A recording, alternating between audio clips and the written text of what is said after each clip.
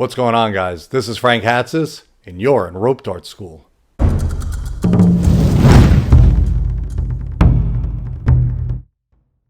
Welcome to Rope Dart School, where we talk to dartists who are making massive waves and a positive impact in the rope dart community.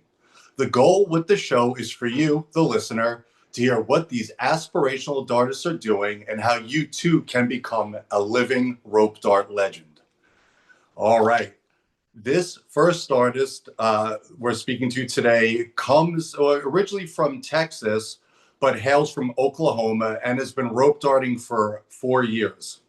In the past year, he not only competed to be accepted into the prestigious Jackie Chan Stunt School in China, he was also, after that, featured in the film The Lock-In, which was produced by fellow rope dartist from England, Nathan Gearing. I love how this connects. Yeah. Rob is in 2, I believe, heavy metal bands because one is never enough, right? Panic Rooms and Ocean Runs Black.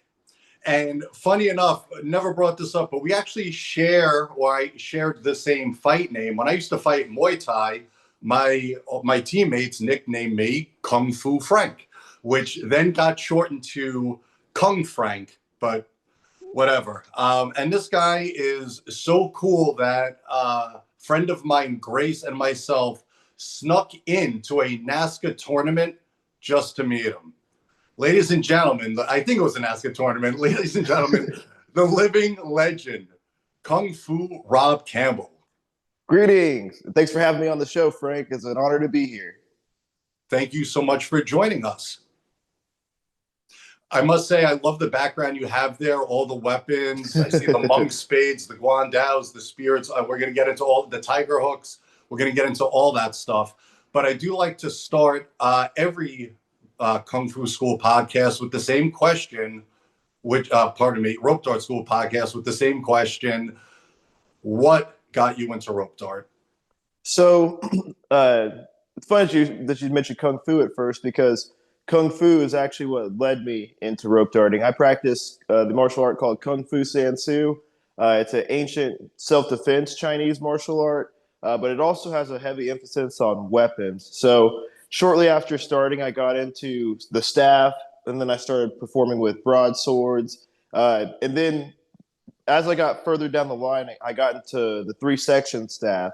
And what was significant about that is, A, it was my teacher's favorite weapon, but B, it introduced me to the flexible weapons. And I instantly fell in love with it. And I was actually, scrolling through Instagram, TikTok, and I started seeing instructor Bensei pop up on my feed. And it's kind of surreal to be in this specific interview, because I actually came across your video, Frank. It was the video that you had on YouTube for rope dart inspiration, and it was where you were doing an interview with somebody, but you were doing all these amazing moves. And coming from the Chinese martial arts, it just naturally drew me in. And in that, you had mentioned, I believe the universe wants me to rope dart. And that statement was profound, because at that moment, I felt the same way. And this is, I never picked one up, but I knew where I came from with, the Chinese martial arts and the Chinese martial arts weapons background. So I just started. And I just practiced and kept practicing. And to this day, I still feel the same, because I'm just still practicing.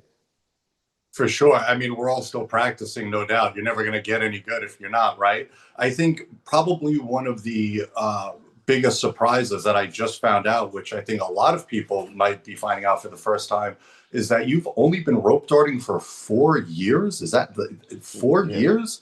Yes, sir. Because you're excellent at 4 years with a rope dart. Well, I'm still learning every day. A lot of it, I try to credit it to my martial arts background and just Chinese weapons in general. But I'm still learning every day, and I try to work on it as much as I can. I literally rope dart every day. Well, that's an amazing thing to do every day. I wish I was still doing it like that, but I could probably get out there a few times a week. But those everyday days have been there. It's been a long time. Yeah. So it's good though that there's guys out like you out there that are continuing that level of practice because not only do you do the traditional wushu kung fu style techniques so I don't want to just say well, I want to use the word precise because I do think there's a precision to using a traditional either meteor hammer or rope dart that while using a non-traditional head is still challenging, there's a precision that's absolutely fundamental and necessary when going with like the live version of the weapon. So not only do you do those traditional techniques so precisely, but your ability to expand upon them so much so, as a matter of fact, I caught one. I'm going to study this the next time I go out, and you'll see it in one of my next videos. You did this shot where you go into what would be an overlord, but you only wrap your first anchor elbow and you just shoot that off and you jump and spin and land in like a Spider-Man pose. And it's one of the doper, flashier techniques I've seen in a while that's super martial artsy. So when you come across a technique like the one I just described, this jump turning overlord, are you is that just coming from nowhere or are you watching somebody and then putting something else together? How are you being so innovative? So that's an interesting question, and I really appreciate that feedback.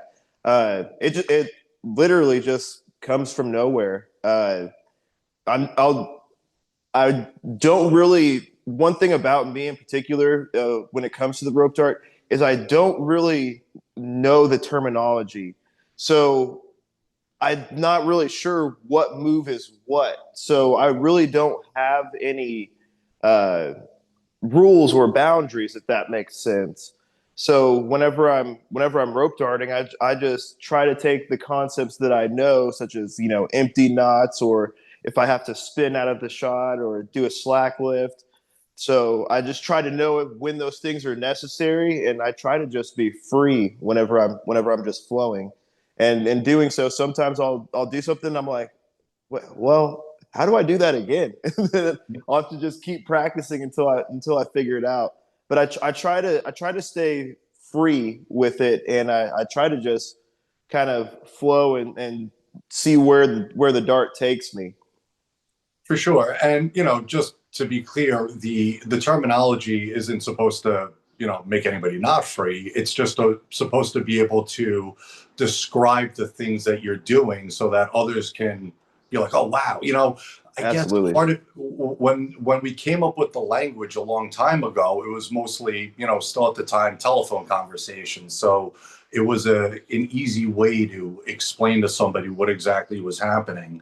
But yeah, I mean, I would imagine it just becomes a point where, because you're saying, the ideas just kind of flow freely to you.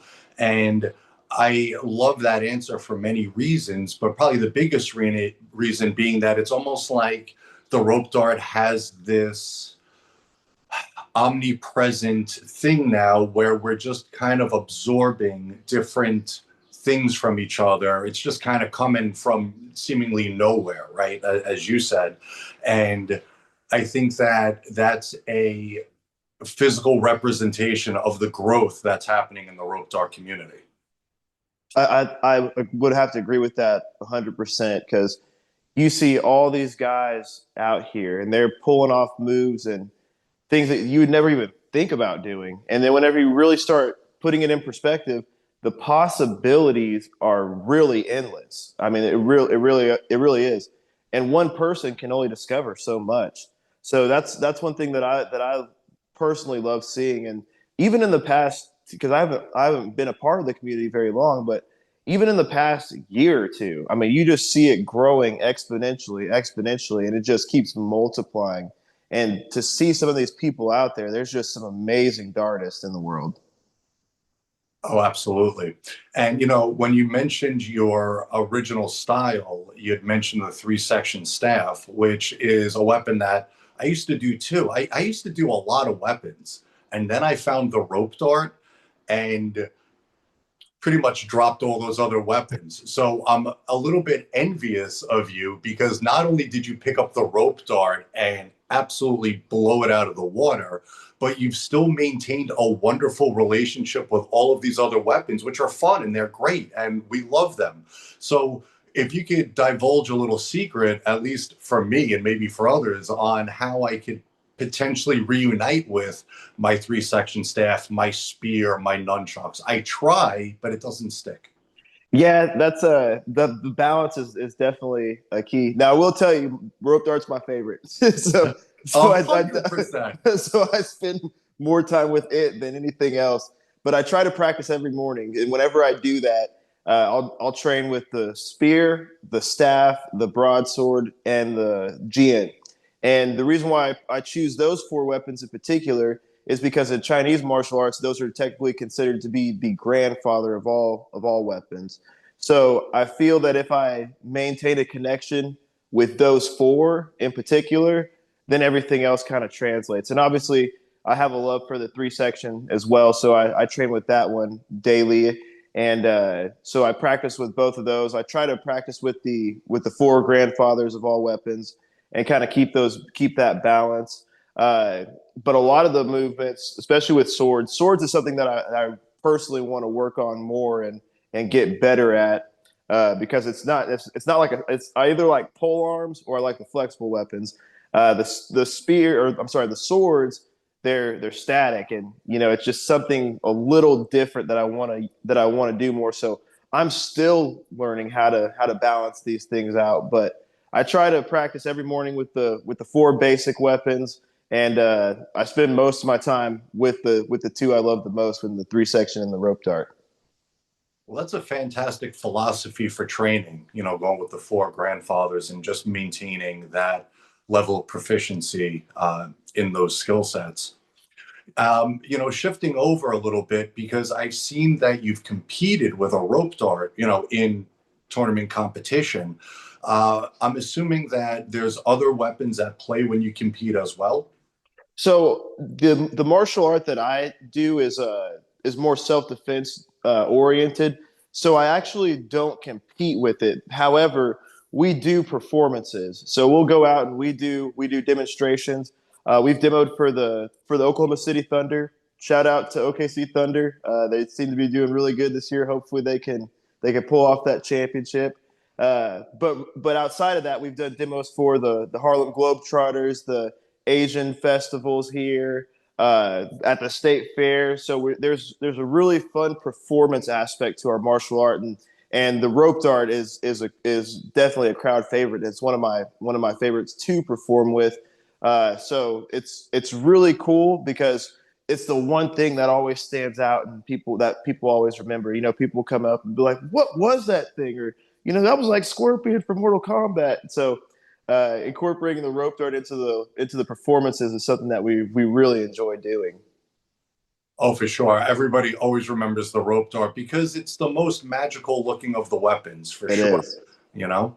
Okay, so I guess, I saw footage and, you were in a traditional Kung Fu uniform and it looked like you were on a wushu carpet. It was even in slow motion. I could have sworn it was a competition, but Yeah, I guess I was incorrect on that. they feel like they are. Right. Well, That's for sure. it's basically, you're either entertaining a crowd, you're entertaining judges, or you're entertaining both. So, it certainly does feel like that. Absolutely, absolutely. We've just been very fortunate and blessed to have the opportunity to do it at all. So we're grateful for it. For sure. Do you ever have any plans competing with a rope dart, or it's just not a thing you're gonna do? So it's not. I mean, nothing says that I can't. Nothing says that I won't. But it's just not on my immediate radar right now. I have a kung fu school that I teach at, so with it being more self defense oriented, that's kind of where I plan on staying. And what I plan on doing and what I have been doing is you had mentioned it earlier is getting into film and action film in particular. And so I want, and I've had the opportunity to do this, but I want to bring rope dart and meteor hammer, into the action cinema, and you see a rise in the interest in it, and you definitely see more and more people using it and incorporating it. But that's something that I want to bring into the film industry as well. So we've been focusing and putting a lot of work towards that as well. Well, that's excellent because, I have an opinion on this when it comes to rope dart and movies. And I am of the opinion that I like when the rope dart stays true to its actual function as a weapon and what you can do with it. And I think of movies like Shang-Chi, which I happen to love. I'm a huge Marvel fan. I loved the movie Shang-Chi. But the way they depicted the rope dart, it makes it seem like it's not accessible. And that's probably my only real beef with it. Now, look at a movie like Kill Bill. It doesn't necessarily come off as unaccessible. Of course, it's a bull and then, bam, the blades come out and it's kind of funny. But when they have rope dart in movies like Magnificent Warrior or Shanghai Noon, where you have, either Michelle Yao or Jackie Chan, respectively, who know how to use a rope dart. There's no, smoke and mirrors. There's no flim flam. It's just two martial athletes, wushu athletes that are great with a rope dart, that are doing rope dart techniques. Can I put my trust in you that you will carry on the idea of real rope dart techniques in movies? Absolutely, Yes. absolutely, and that's the whole goal too, and especially with the martial arts background that I come from as well, and I really that's the thing that I really appreciate about martial artists like Jackie Chan, which is why I'm such a big fan of his, because there is the martial aspect to it, and it's the stunt performer's job to demonstrate that to the audience, because the audience isn't going to know. They're just going to know what's shown to them on the screen. So it's really imperative for the user or whoever's on the film that's using the rope dart to be proficient. 100%. So that just made my morning, I'll tell you that much. And, speaking of Jackie Chan and performing and stunts, you were on the Jackie, right? I believe you had to, it was a competition to actually get on the Jackie Chan stunt team. Can you tell us a little bit about that process? Yes, absolutely. So first of all, shout out to JC Stunt Team. Uh, I will forever be grateful to the Jackie Chan stunt team and their crew and everything that they're doing. And kind of going back to what we were saying, uh, Jackie Chan in particular, there's the American style of filming, which is great. There's nothing wrong with it. But then you have the Hong Kong style, which Hong Kong a lot of the times was low budget. So these guys really had to, you know, do those stunts themselves. It's really them falling down the stairs. Like they really had to have the skill to do the martial arts. So they just started this 2 years ago. They're getting ready to do it again this year. This will be the third year that they've done it. But basically, what they do is they open it up, and it's open to anyone in the world. So if anybody in the world feels impelled or feels the universe calling them to train with JC Stunt Team, I encourage you, apply. Well, one of the coaches, Coach Philip Sahugan, uh, shout out to Coach Philip as well. He reached out to me on Instagram and said, "Hey, on behalf of the JC Stunt Team, we'd like to invite you to our camp." And so at first I was like mind blown, because I would follow. I've been following Philip and I knew who he was for years, and so just the fact that he reached out was surreal. But what they do is you have to put in your application and you send them videos, or you send them a link to your Instagram, and they screen you, and if you're accepted, then they reach out, then you're able to actually get your paperwork done and reserve your spot at the camp. So with that being said, I actually got the same invite this last year, so I'm getting ready to make an announcement uh, that I'm going to be going back and getting the opportunity to train with them. But the cool thing about the stunt camp is it was one of the most challenging things that I've ever done in my entire life. They trained us in wushu, Wing Chun, Tai Chi. We trained in staff, and it was kind of like Chopped. How that they'll be like, make this dish, but here are all your ingredients, and you don't have everything. It kind of felt like that because we would work. They would work on some fight choreo. Like the first one we worked on was from the Drunken Master, and the training center was actually kind of designed in a way where Jackie could go practice and build his fight scenes there. Meaning that there's a courtyard out there. There's containers that are stacked on top of each other, so it's pretty bizarre. And they would say, okay, here's the fight scene. Go out there, find a location, shoot it. You have an hour to do it. You have to edit the film and turn it in by midnight. So you would go out there, you would do your thing, you come back, and then the next day you would review the videos with the coaches, and they'd be like, okay, you can fix this, and if you shot from this angle, this will be better from a storytelling perspective. You need to show the audience these things, and you want another shot at it. Now you got an hour and a half. Go out there and do it again. And so we kind of went in this back and forth regimen every day, and we did other things in the side, like we did wire work. We got to see the Chinese opera perform, and it all led to us uh, doing our own projects at the end. So we did our project, and in my project specifically, it is on YouTube on the Kung Fu Rob channel. Uh, we wanted to incorporate the rope dart, but one thing we learned is you can't just have a rope dart, appear out of nowhere. And everything that you do, you want to show the audience. So in this one, we decided to make it a hostage situation.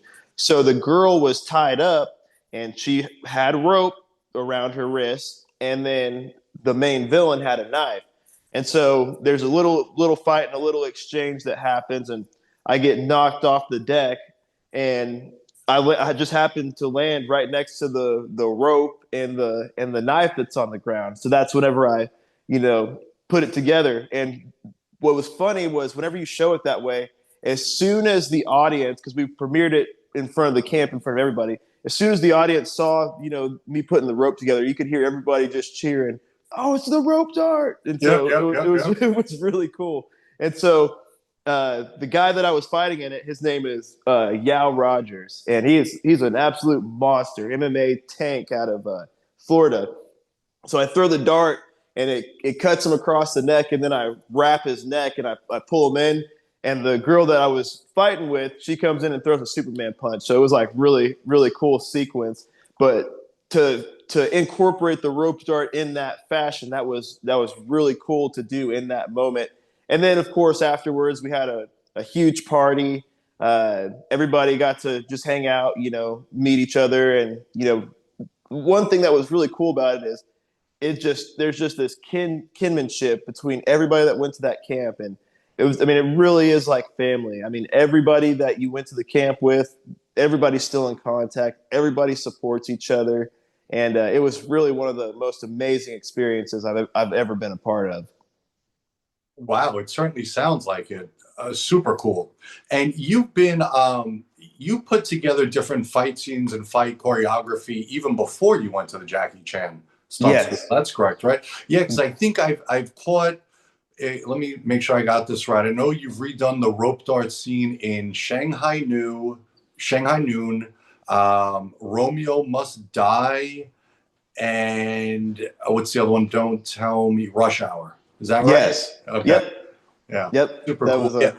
Anybody listening to this, if you're unfamiliar with it, you got to check out Kung Fu Rob's Instagram page, his YouTube. He'll certainly let us know where to reach him. But these fight scenes are super cool because he'll split the screen where you see the actual fight scene in the film, and then underneath or on top, however it works out, it'll be Rob and his crew recreating it, say in their school or what have you, or even outside. It's just a super dope thing to follow. Kung Fu Rob's channel. It really is. It's super inspiring. Even like I said, seeing a tech, he's not even aware of the technique that I'm going to go out and practice as soon as we're done with this conversation. But you'll see it in my next video, and I'll definitely point it out to you when I do film that. The cool thing about it is we all, like you said, we all learn from each other. And whenever we had met, and it was an ASCA tournament that you had snuck into, we went out and we were rope darting in the parking lot, and I was just struggling with that no stall overlord. I mean, I was like, how in the world does anybody pull this move off? And I mean, I saw you doing it all the time, and I was like, man, I got to get that one down. And I had asked you about it, and then you showed me, and it still took time. Like I want to say it was like a month or two after, and then one day I finally got it, and the light bulb just went off, and then you know maybe 6 months later, I ended up having the opportunity to meet Ben because he was down in Dallas and he was working with DJ Moore, Modern Ninja, and they were having a rope dart seminar at the school. And Dallas is only 3 hours away, so if anything's going on in Dallas, I'm already in my car. So I was out there, and Ben was we were of course having an absolute blast, and he was showing me the belt wrap, and I was like, at the time I thought the same thing. I was like, man, how is anybody supposed to do that move? And I just kept working on it and working on it. Now those two movements are they're so ingrained into my repertoire. Like now I don't even think about it. Now it's just I try to build on it, and it's just really cool to see how one technique or one move that we pick up from someone just translates and it just helps you out down the road. So I'm really thankful and grateful for the opportunity of working with both of you guys and everybody. I mean, you go to the Rope Dart Tech page on Facebook, and oh let me record that screenshot. Then next thing you know, I'm out in the garage and just trying just trying the next thing. For sure. Yeah, I will say that you do the non-stall often in a lot of your videos. You always make it look so sweet, and you have a lot of belt wrap tech. Even pulling these techniques off in what looks like your garage, breaking ice and putting out candle flames and things like that. So, Yeah, it's definitely a learning experience, and I'm grateful for it. But these are things that I've learned from everybody and from you guys. So I'm really grateful for that. sure. And I just want to point out too that, I was talking to someone the other day about how important it is for rope darters and anybody in particular, but obviously we're talking about rope dart here, to travel, to meet the other people that are doing this thing that you love so much, because that's really where the magic starts happening, and um, these free exchanges of ideas in real time take place. So hopefully, any chance we'll see you at Dart Arts this year? I maybe it's definitely a possibility. It's been on my radar for the past 2 or 3 years. My the issue I always run into is I have a big promotion at my school in October, and sometimes the dates have just gotten me. But it's looking like I might actually be able to make it this year. So I it's definitely am trying to get out there. All right. I mean, obviously, we would love to have you. It would be a giant asset to the entire rope dart community, and certainly understand that you have other obligations as well. I saw too that I'm just going to circle back around to China and your time there, because I did read that you enjoyed a little baijiu while you were there, the alcoholic drink. Yeah, that stuff was that was some jet fuel. Oh my god. Yeah, Yeah. that's lethal. I certainly have a story about baijiu in China. I'm curious if you have anything to share with this drink that I don't know what it does to you, but it does Oh my something. gosh. So the way that it worked is you would go out and you would film your thing, and then you would be editing at night. And so by the time the editing would take place, there was a lot of people in the lobby, just on their computers, and it was all the teams out there. And then the next thing you know, somebody would walk to the gas station, come back with a beer, and somebody would walk back and have the baijiu, right? And I mean, it was so strong. I mean, it was like rocket fuel. I mean, it smelled like worse than rubbing alcohol. I mean, you sniff it, and you have a mustache like me. It burnt my mustache off. So they were just pouring these tiny little shots into the cap, and people were taking them.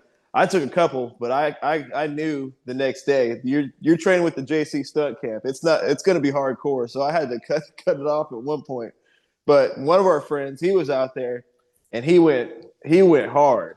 And the next day, we're all out there stretching. You know, they're trying to kill us, making us do the splits and all that. And you just looked over, and he was just sweating bullets, man. You could you could tell he was struggling to make it through. So the baiju's fun, but you have to know when and where, because that stuff is no joke. Right. Make sure, listen, as someone that agrees 100%, make sure you have nothing, and I mean nothing to do the next day or morning or anything if you're going to drink. But I don't know that I'll ever drink Baijiu again. It's kind of like a one and done experience for me. Oh man, I don't think I've ever been that sick, that sloppy. And I was in China at the time, acting a fool off of Baijiu. And it's just like, it was an experience that I don't ever want to experience again. That's Yeah, mad respect to anybody who can put that stuff down regularly. Yes, right. that's a different art. I'm gonna stick to the dart arts. Right. For real. Yeah. So, and mentioned earlier, this is a complete shift from what we were talking about. Although I feel like there are parallels between the two. You're a musician, aren't you? Yes, absolutely. And Yes, I believe you play the bass. That's correct, right? correct. So I play bass and I also do backing vocals. That's sweet. And has this been a lifelong thing of yours, music before martial arts, or? Yeah, yeah. So I actually was a musician before I played or before I started martial arts. I've been training since 2011, but I've been playing, and I'm 32 now, but I've been playing music since, I mean, the first time I picked up a guitar, I was like 11 years old. And I quit for like maybe 2 or 3 years, but by the time I was 13, 4, or I'm sorry, by the time I was about 14 years old, I picked it back up and I've been playing ever since. But I had started playing guitar, and Jimi Hendrix is my absolute favorite musician. And I would study his songs, and we started a band, and we were called the Southern Cats. I think we're still out there on SoundCloud somewhere, Southern Cats. But it was just a three-piece band. We played like blues, funk, rock, that kind of thing. Later down the road, we added another guitar player, and it was going really well. I mean, it really was. We were playing, and this was like our high school band, right? And even after high school, we stuck together for a couple of years, and we played shows all over. And we actually won our high school battle of the bands. And in doing that, they gave you a free recording in a studio. Well, it turns out that guy, he ran a local show that went on the radio, on the local radio here in Oklahoma, and he played our stuff on the radio. So it was really cool. But it got to a point where we're fresh out of high school, a couple of years. People start working. People start getting into relationships. So everybody just went in different directions. But one of my students, he had a shop in his backyard where we actually were training and teaching kung fu. And we were back there one day. It was like, hey, you have a drum set? It's like, yeah, well, I play guitar. And so we started playing. And this is my buddy Steve. He's the current drummer from Panic Rooms, which is the band that I'm in now. And we just kind of clicked from there, and we would go back and forth and play.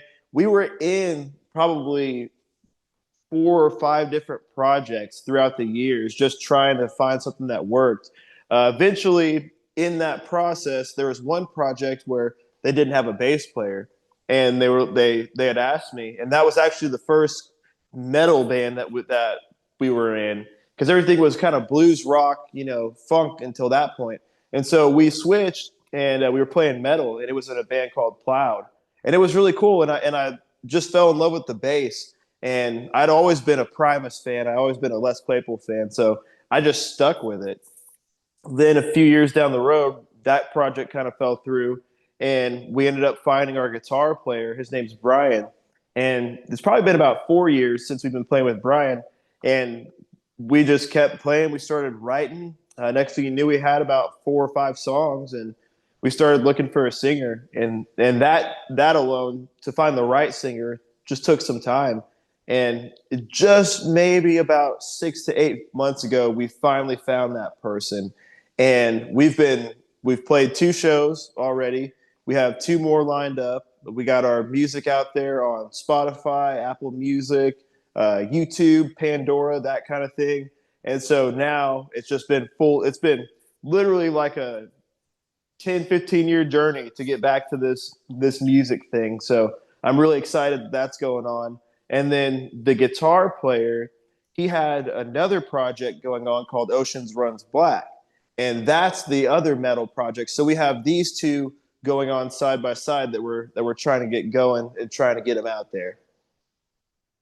That's super cool. I tried to play the guitar a very long time ago, and I just wasn't good at it. And before that, I tried to play the saxophone, and I just wasn't good at it.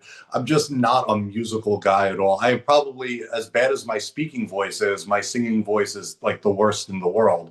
Um, I I think there's a what's that video game called where you sing along? It's like a karaoke Nintendo Wii game. I don't Wasn't it know, like rock band?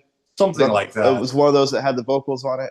Yeah, yeah, yeah, like a karaoke rock band kind of a thing. And I played that one time at a friend's house at a party, and the game actually shut the round off because I was doing so bad. And it was like, there's no possible way you could win. This other person's so far ahead of you in points that, just go crawl into a corner and, suck your thumb or something. I don't know. So, Well, so I stayed away from music most of my life. It's just, it's been, it was martial arts and skateboarding. And then that really merged into rope dart all the time. yeah, the one thing I say to any musician is it just depends on what you're singing, you know. And like Bob Dylan, yeah, he's not the best singer in the world, or he's not known for it, but he's known for the stories that he's telling. And even Jimi Hendrix, he was a good singer, but he wasn't, Frank Sinatra. He wasn't, David Bowie. So it's really just a matter of finding what works for you, kind of thing. But I know the struggle. I 100% know the struggle because whenever I picked up the guitar, it took me. I mean, I've been playing since I was 15, 14, somewhere in there, realistically, consistently, and that's almost 20 years, and maybe 15 of those were terrible. you know, and even with singing, I had to find it's about discovering your range. There's still a lot of stuff that whenever I sing, it's like, oh yeah, that's why I'm the backup. You know what I mean. So it's one of those things, just finding that niche. But it's just like rope dart. It's all practice. It's all practice. For sure, for sure.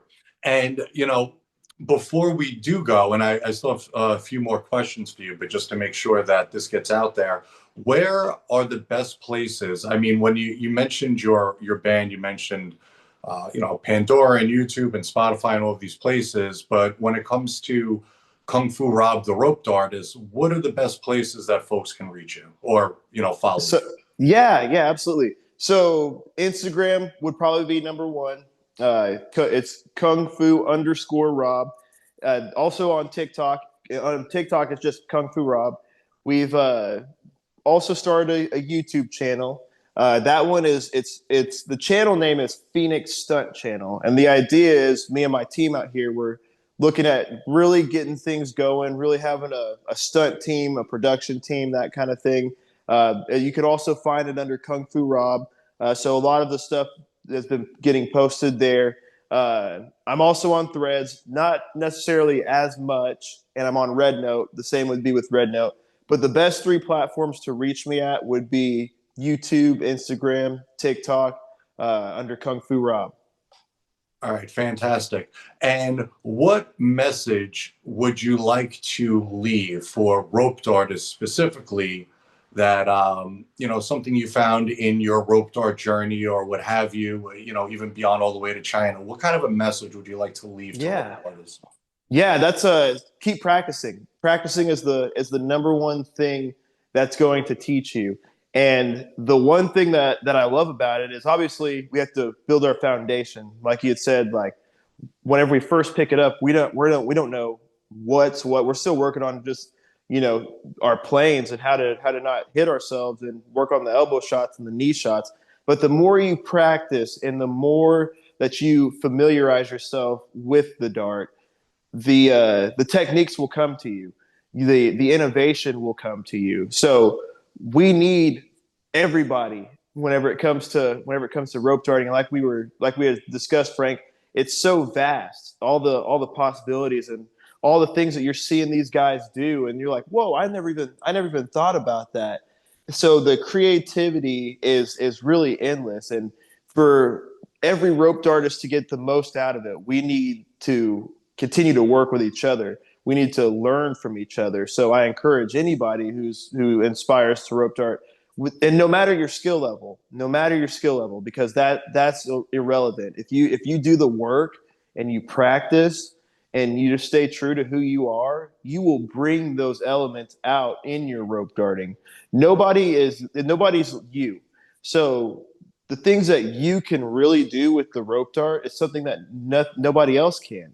And what I mean by that is you bring your personality, you put your spirit into it, and that's when the innovation happens. So keep practicing. And I really encourage you guys, if you're just beginning, or even if you have been, go watch Frank's video, Rope Dart Inspiration, because that's the video that inspired me.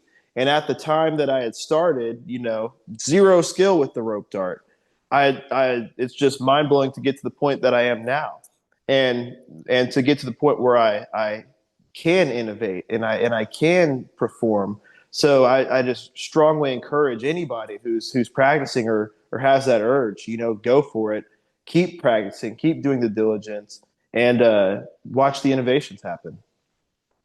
Extremely wise words. Amazing. Thank you so much. Before we part ways, the last question I'm going to ask you, which is the last question I ask everybody. If you could train with one rope dartist anywhere in the world, living, not living, whatever it is, for one weekend, Friday, Saturday, and Sunday, who would that one rope dartist be? Ooh. And it's a tough question. And it's like, of course, you're going to think of hundreds, but you can only name one. That is a really good one. Oh man. That's a good one. Uh, if it can only be one. Only So one.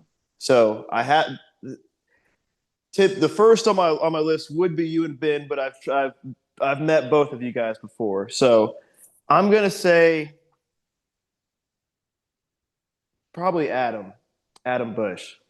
Heck yeah. And so the because what he does with his anchor hand, I'm just like watching. Right. I'm just watching it, and I'm going, oh my goodness! And his flow is just amazing. Smooth like butter, man. He He's smooth he like butter. he is. He's one of those wizards out there. Yep. So but that's a tough one. I mean, I could go back and think about it, but I'm gonna stick with it. I'm gonna say Adam. Well, that's a heck of a artist to want to spend time with. And as someone who has personally trained alongside Adam uh, a few times, I could tell you that's yeah, I would co-sign on that immediately. He's a great guy to learn from. That anchor hand only tech he does is butter. Yeah. It's better. It's melted Yeah. butter. It's just so. But I could wax poetic about both you and Adam all day. I want to thank you so much for your time, Rob. You really are an amazing person. You're an aspirational rope artist.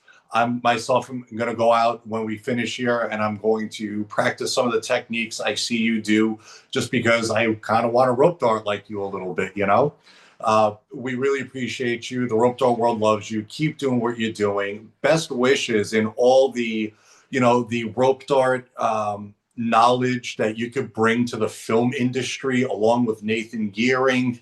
This is just, you are the kind of people that should be in charge of this kind of stuff. So I bow my head to you, sir. Thank you so much. And we'll be talking soon. And I do hope to see you at Dart Arts. Absolutely, and thank you, Frank. It's been an honor. And like you said, we all learn from each other. And to every rope artist out there, keep practicing, keep innovating. Heck yeah, man. To everybody else, love you all. Peace, love, and Dart Life.